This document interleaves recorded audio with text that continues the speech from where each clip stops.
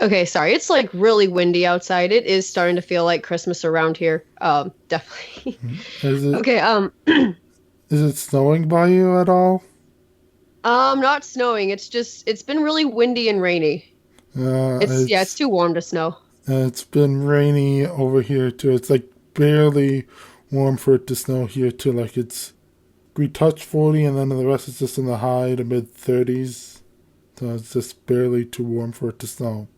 Yeah, that's about the same here. Although for this week it's been in the 50s. I'm like, this is unusually warm. It's usually Yeah. never this warm. Crazy. Are you nostalgic, a parent, or perhaps a child at heart? When it comes to children's media, from books to TV shows, and even movies, there's often more than meets the eye. Is it well written? Does it still hold up today? What works and what doesn't? Or maybe you wonder what went on behind the scenes of that work. Together, a trio of adults who are also kids at heart will critique and comment on one piece of children's media each episode. Hello, this is Eric. Hi, I'm PJ. And I'm Rico. You're listening to Beyond the Lens, a family-friendly podcast. Hello, everyone, and welcome to another episode of Beyond the Lens. I'm PJ, and I'm joined by Eric and Rico once again. Today, we're going to be discussing one of my favorite Christmas movies, A Charlie Brown Christmas. So now I must ask the question to you guys, how familiar are you with this Christmas film? Enough. Enough? It's not one that I have seen often, but it is one that I have seen a good number of times. Okay, cool. Well, for me, I actually have a sort of a neat story with me and my childhood with this movie. I believe I was like 3 years old at the time, and if you don't know, I have Asperger's syndrome, which is a form of autism. And so I think this is probably the closest I ever had with echolalia growing up. I would recite the whole movie by memory. Like I would even like run around the kitchen for the ice skating scene. I'd open up the dishwasher and say hello in there like Charlie Brown did and other things like that. Oh, that's amazing. And so I'm So you are super familiar with it. yeah. That's awesome. To give more background information, I guess, buckle yourselves in, I guess. A Charlie Brown Christmas is the very first animated television special based on the popular newspaper comic, which I grew up with, by the way, Peanuts by Charles M. Schulz. And it was also the first Christmas special for the franchise. So they started this off with like a bang. They decided to do this Christmas special for their TV debut, which I think is amazing. But of course, since this was their first animated cartoon, they were on a pretty small budget, which was only, get this, $76,000 for this TV debut. I mean, granted, this was in the 1960s, but I did some research, and according to various sources, that would be almost exactly $600,000 if this special were made this year, which is still a pretty cheap budget, especially for a TV debut. It was produced and directed by former Warner Brothers and UPA animator Bill Melendez, who actually supplied the voice of Snoopy in this film.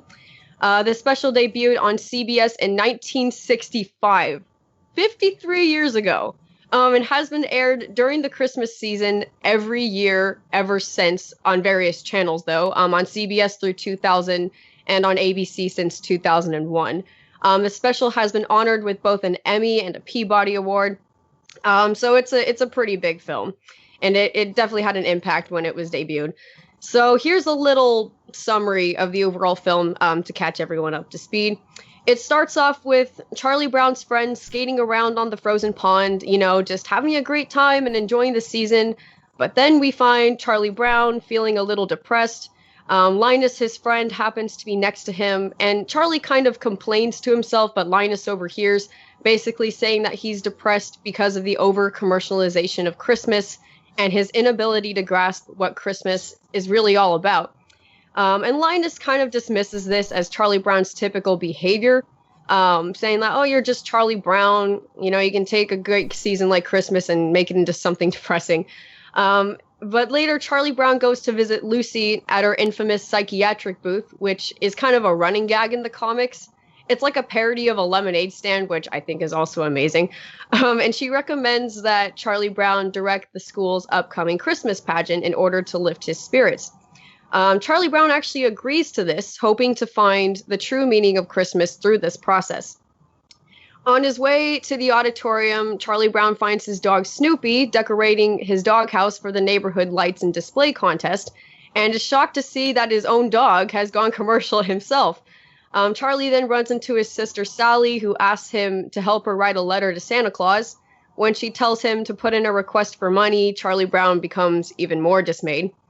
But then later on, he arrives to the pageant rehearsals. The kids are dancing to a song called Linus and Lucy, which I guess is considered to be the Peanuts theme song, as it's been dubbed.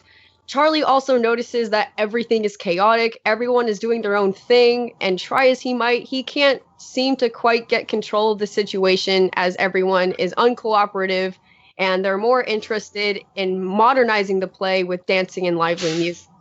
Charlie Brown, on the other hand, is determined to not let the Christmas play become commercial and to focus on the more traditional side of the story.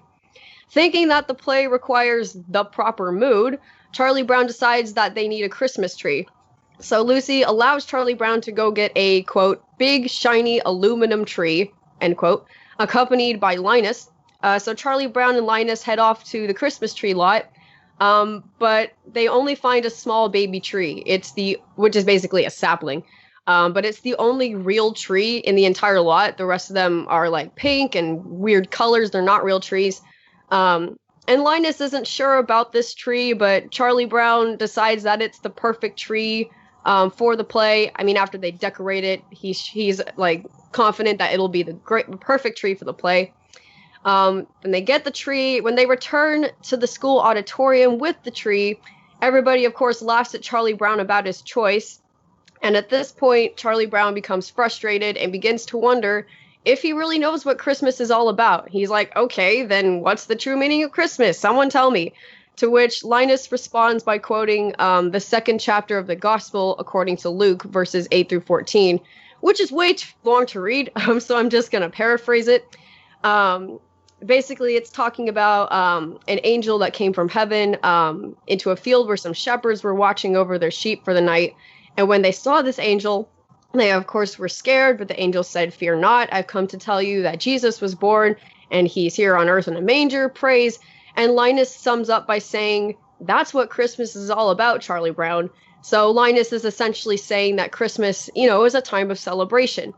Charlie Brown now realizes he does not have to let commercialism ruin his Christmas, so with this new inspiration, he takes the tree home with the other kids following silently behind him, deciding to decorate it and show the others that it will work in the play.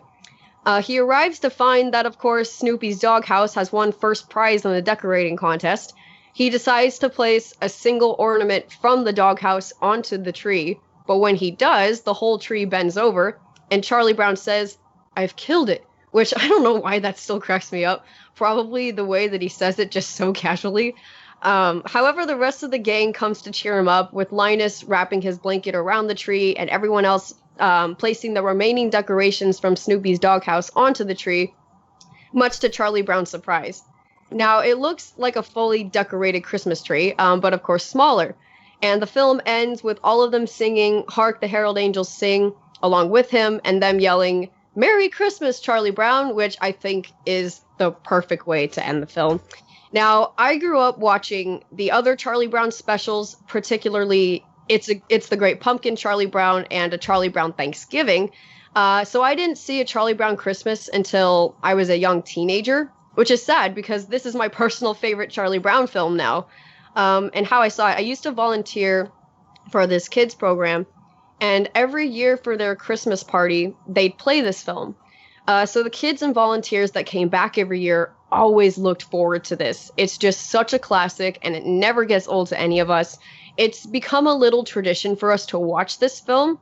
And what I really like about this Christmas film and why it's a favorite of mine is because of the reminder that Christmas is not all about commercialism. I mean, this film was made 53 years ago, but it's timeless. We still have the problem of Christmas being over commercialized, and a lot of people do forget what Christmas is really all about. This film is a reminder that even though Christmas is still over commercialized, we don't have to let that overcome the entire Christmas season. And of course, I love the music in this film. Every piece is also a classic. I make a Christmas playlist every year, and every single song in this film is on that playlist. They're just so catchy and amazing. I also love. So I'm going to interrupt for just a second. I love the music for all of the Peanut specials, and specifically this one. My biggest issue is when I don't even remember what it's called, but the that like the Charlie Brown like theme song is used at Christmas time all the time, and I'm like, but that's used in like every single special. You can't just determine that is a Christmas song. Stop. I will agree with that. Yeah, I do consider it more to be the Peanuts thing, but it originally was made for the Christmas special, so yeah, totally understand that. And then I also loved the humor in this film. There are a lot of moments that still make me laugh, like the quote I mentioned earlier about Charlie Brown and the tree. And even like the childish moments, like Snoopy imitating Lucy behind her back, that still makes me laugh. It's always like the simple things that make me laugh, and this film had a lot of that as well. And overall, I think they did a really great job bringing all of these comic strip characters to the big screen. It's like I was reading the comic, which I grew up with first, but it was on TV. And I think they really outdid themselves with this special. Like I said, they just started this off with a bang. And yeah, that was my very long explanation of why I love this movie. And really, it's one of the only films I watch regularly during the holiday season. It's such a classic. And I love a lot of things about this film.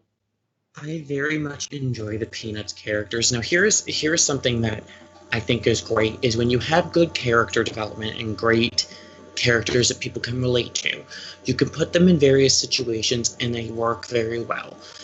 If you do them correctly, you can put them in any sort of holiday special and it will be so good, which is why this one works out so well. When you have episodes of shows like The Nanny, where they talk about both Christmas and Hanukkah, like you do, if you have a good set of characters that can get a plot out, Christmas and the holiday season is a golden time to get a show episode developed.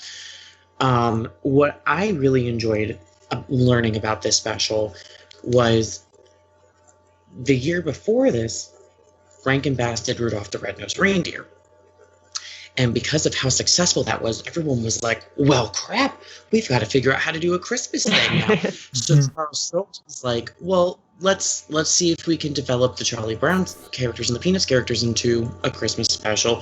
So this was like the next big Christmas thing to come after Rudolph, which I think is a very strong following point, because as you know, with various companies like DreamWorks that want to just pop out movies, or Illumination that just want to pop out movies, sometimes they're really good and sometimes they're just like, oh, here's a movie.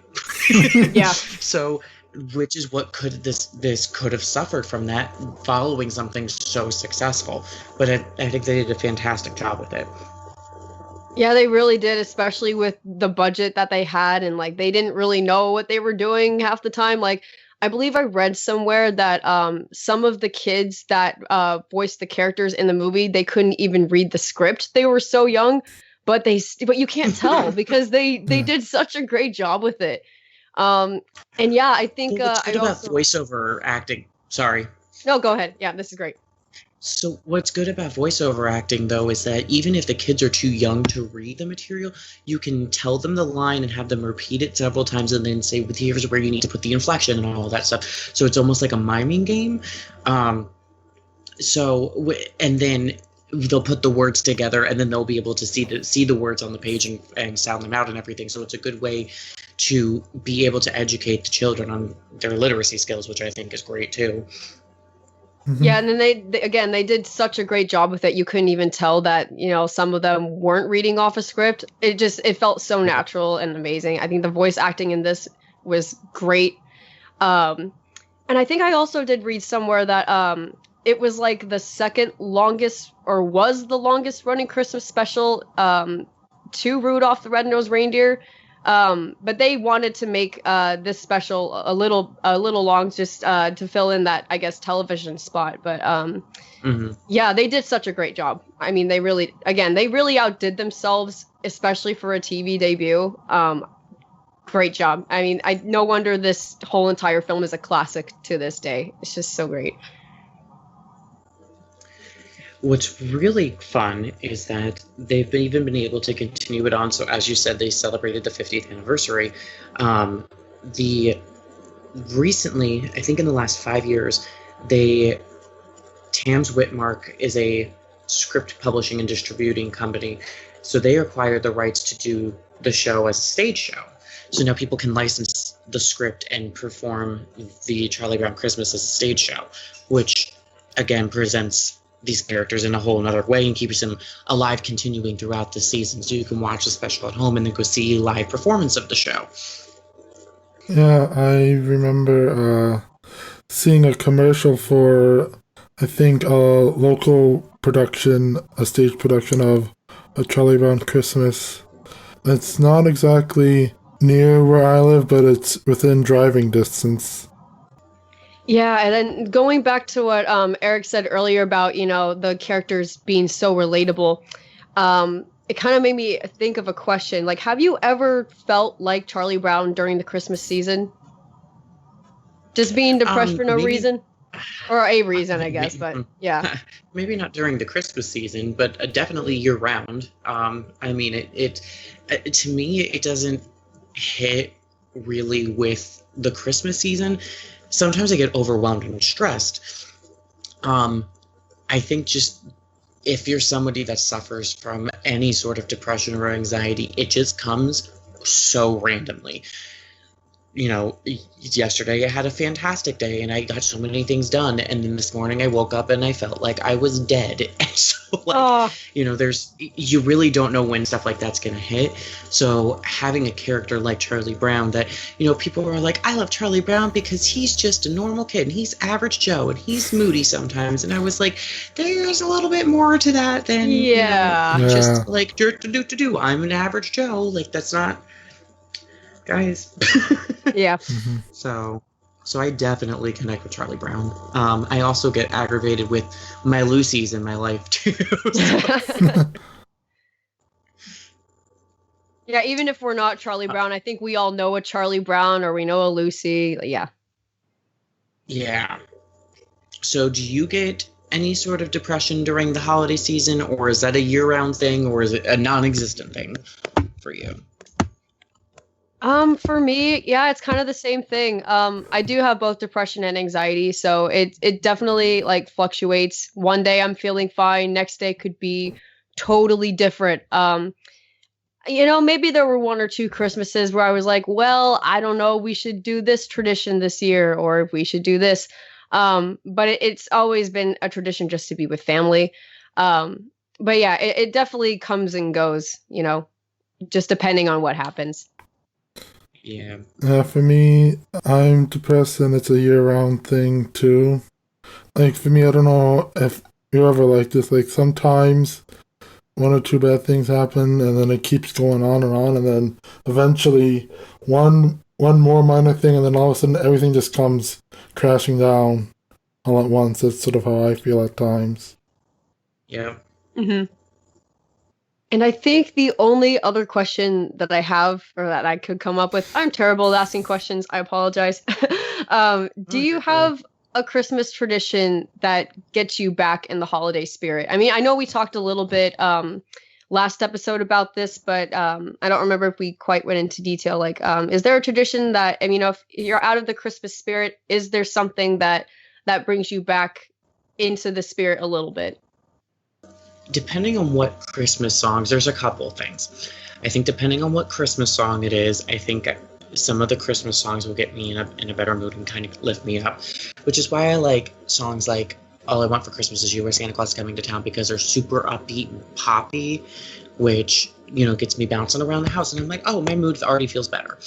some of the other things are like, all the Christmas specials we've just talked about, whether it was Merry Christmas, Drake and Josh, or A Year Without a Santa Claus, or Charlie Brown Christmas. Any of these Christmas specials and others that are out there are made to make us feel a certain way. And I think being able to connect with all of these characters and these plot points and these stories, that definitely helps lift my spirits as well. I think living in Florida, you don't really get a fun, snowy, Christmassy atmosphere unless you go somewhere specific that creates that atmosphere. The joke that we have here is like, how do you decorate for Christmas? So you just fling some lights around a palm tree and there you go, and that's it. Which I hate, unless it's done very classily. I've seen a couple that they're like intricately wrap the entire palm tree and the branches, and it's crazy. So there are places like Downtown Celebration or Disney Springs that you can go to that will definitely help with that. Well, for me, I think it's a combination of some of the things Eric said with like different Christmas specials and Christmas songs. Another thing that I think sort of helps me get back in the Christmas spirit is baking Christmas cookies. Oh yeah, I do that sometimes too. In fact, a lot of the families that I worked for have already started doing that, and seeing the kids like decorate their cookies and being really proud of it is something that like definitely lifts my spirits too. And the music too. I mean, yeah, you got to go back to the music, and this special really did, again, a great job with the music. One of my favorite Christmas songs of all time comes from this film, and it's their rendition of "Hark, the Herald Angels Sing."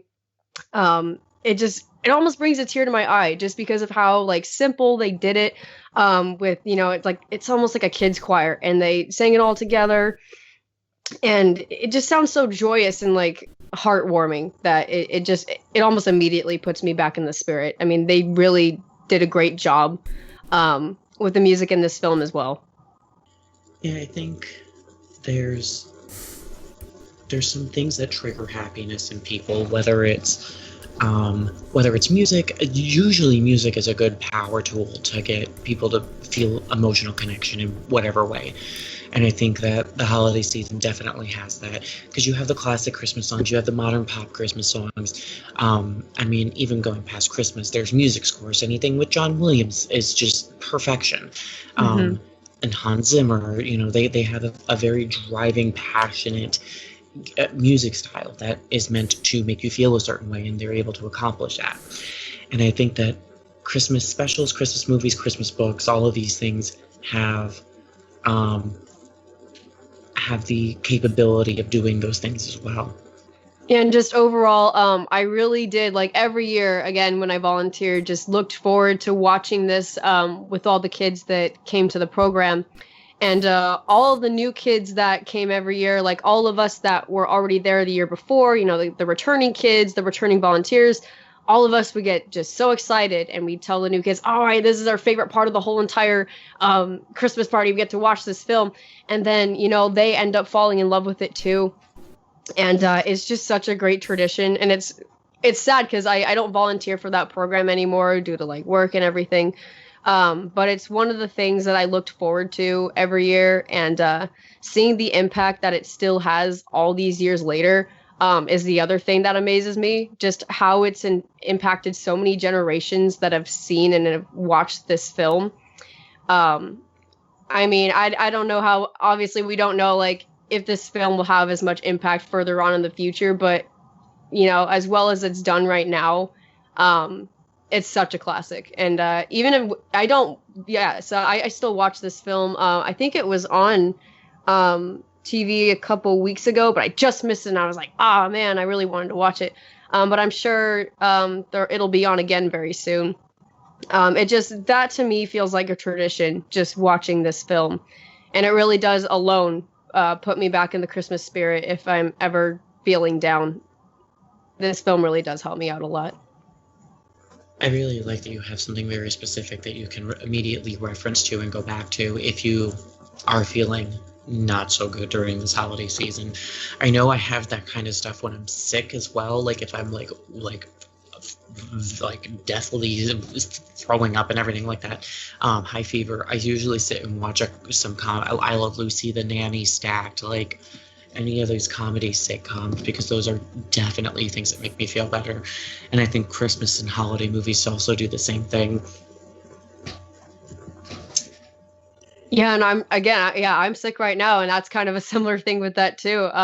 There's always like certain things that I do that make me feel better. I can't think of anything specific at the moment, but yeah, just the holiday season is, I guess, a very emotional time for me, just because it's my favorite time of the year, and I want to be ready for it. I'm like, yes, I've got Charlie Brown Christmas, I've got the Christmas music. So yeah, I always have that when I'm not feeling in the Christmas spirit. But this is a time of the year that I look forward to, and it's one of the reasons is because of this film. And that's what I really enjoy. So Rico, do you have anything else you'd like to add? Actually, yes. We had talked previously about how the show became critically acclaimed, but one thing that I was actually shocked to learn, and I actually find it somewhat surprising that this was the case, is that right after A Charlie Brown Christmas was completed, it was only a matter of days before it was broadcast, and after watching it, many producers and even the executives at the network believed it was going to bomb. They thought it was not going to do well at all. Mm-hmm. Yeah, I do remember reading that somewhere, and the fact that it did so much better than people initially thought, I think is what also amazes me, especially as I keep mentioning the budget. It's just, it was so, like, I think, Charles M. Schulz was going into this thinking, oh, well, I don't expect it to do that well. I don't think he really had a real expectation for this film. I mean, you always want your work to do really well, but if you set a really high bar and you don't reach it, you're going to be disappointed. And I think he just set his bar like kind of like in the middle. He's like, oh, well, I hope it's going to do well, but I don't expect it to be the best thing ever. But of course, since he set that bar, and then that bar went way past his expectations, I think he was very thrilled about it. He really, I mean, despite like all the stuff that he had to work with, and I think, during the process, like someone from CBS or like the executive or someone came up and said, well, they didn't like the quoting of, from Linus when he quoted Luke from the gospel. Mm-hmm. I mean, obviously due to religious reasons. But they're like, well, if we don't do this, then how are we supposed to, tell the true meaning of Christmas? Like someone's got to do it. So I guess they convinced CBS to let them have that in the film, which I think is amazing and great. And I don't mean to like bring religion into this, but I guess it is an important factor of Christmas and this film. But they did a wonderful job with that, and it really did set another expectation for the broadcasting world. Again, I think Charles M. Schulz really did what he thought he could do, and I think he impressed even himself with how well this film did. Yeah.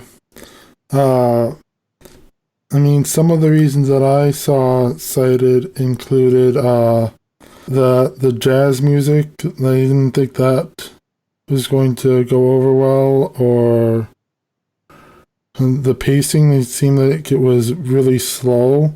In fact, I think one person said that if it hadn't been set to air the following week, that the broadcasters were very unlikely to ever air the special. Yeah, I do remember that. I think it was Charles himself who didn't like the jazz rendition of Linus and Lucy, but I think they did decide, they decided to keep it in just because it set the tone for that scene, which I think is great. I'm glad they left it in because it really did set the tone for that scene. Yeah. So apparently, one thing that that I found out like was in one of the first screenings of the completed film before it broadcasted on TV. Uh, Melendez apparently sort of said in a way that Life imitated art. He said, "My golly, we killed it." Oh, and is that where that quote came from? The film was pretty much already completed at that time, but it sounded interesting. But apparently one of the animators, Ed Levitt, he actually sort of was almost right on, saying that this was one of the best specials that he'll ever make, and that the show is going to run for 100 years. And while we're a little past halfway there now, but it's still running. So Yeah, we'll see. I'm pretty sure they're right about that, but I guess we'll have to wait and see. But it does. I think it's going to be true. Mm-hmm. And then I also do remember that, as I mentioned, Melendez, who provided the voice of Snoopy, his voice was sped up, which I thought was really interesting. I'm wondering how they did that because I'm always interested in learning about animation because my best friend does animation, and I'm always like curious about the process and how even back then, like, what did they do to make this thing work? I thought that was just really interesting.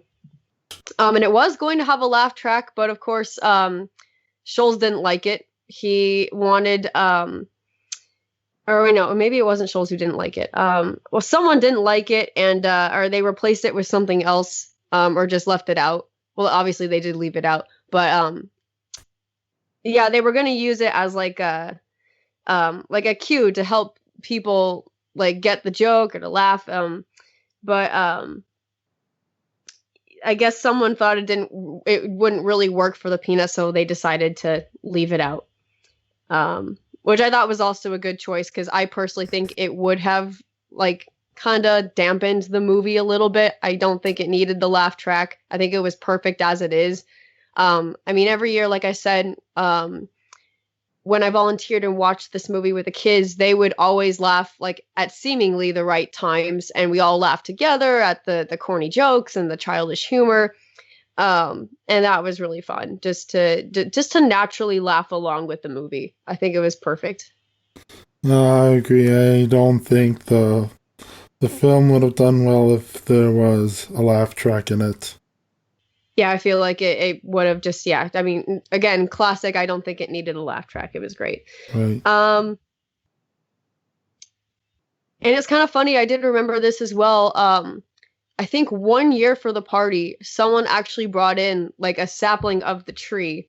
It wasn't like an exact replica of the tree from the film, but it was like a really small tree on a very similar base, and there was like a single red ornament on it, and I thought it was just great. And it was one of the kids too. I think it was one of the kids' parents. They're like, "Oh, well, I brought this for the party. I thought it would be perfect," like quoting the film and everything. And it really warmed my heart to see that too. Yeah. I guess the only question I have, since I guess we're getting close to the end of this broadcast, are you looking forward to Christmas this year? Yes and no. Like, yes, I am. Like, I am excited for Christmas to come, but at the same time, for whatever reason, I don't know if it's just the warm weather or what, it just doesn't feel like it's Christmas time right now. Yeah, it's kind of the same thing with me. Like the weather's not here yet. It's been unusually warm here in the Pacific Northwest, and yeah, it just doesn't feel like Christmas. But I'm still ready for it to happen. It's just, again, something I look forward to every year. I leave, I think, next week to go visit my grandparents, which I'm super excited about. Mm-hmm. And yeah, I mean, I'm ready for Christmas to happen, but it doesn't feel like it, which it's conflicting and it sucks. But I'm still looking forward to being with family and just celebrating the holidays together. Is there a particular song that you liked from this film? I'd probably have to say the end with Hark, the Herald Angels Sing. That's probably one of my favorites in the rendition of that. Yeah, they really did do a great job with that. And I think it's just, again, because of for me, how simple it was and it was just put together. I wasn't sure how long they had to make this film. It probably wasn't a very long time. But they still, I think, even the simplest things, like this whole entire film, they sometimes make the best things. I know there's like a quote or something that's like, oh, the more simple it is, the better it is sometimes. And I think that remained true with this film. They just did things so simply that it worked. Yeah. So, do we have any final thoughts about A Charlie Brown Christmas? Well, I think that Charlie Brown Christmas is a very wonderful classic. It really brings together the individual Christmas season and mixes it really well with real life issues and problems. Charles Schultz was always really great about that, in bringing out the real life problems in his animated characters. I think that's what a lot of animation companies and even his comic strips did, was they brought the real life problems and put them into his perspective of a child. So that way people could relate to them in a very simplistic way and be able to make changes as such. So I think the Charlie Brown Christmas was a wonderful way to bring all of these ideas together and really analyze the Christmas time using the Peanuts characters. For a special that the executives thought was going to fail, and as well as like it's not your, I guess the way I could say is it's not your traditional sort of Christmas special, like based off of how the story is compared to other Christmas specials, but it still became a classic and it done really well, and it's still a special that's very close to my heart. Yeah, like overall, the fact that this film stands true to this day and continues to, inspire new generations of, the Christmas spirit, and just the way that it presents, I guess, the true meaning of Christmas. It's a timeless classic that I don't think I'll ever get tired of seeing. Again, it's become like a tradition for me to watch this film. And I love everything about this film and the way that they presented everything. I don't think they could have done any better.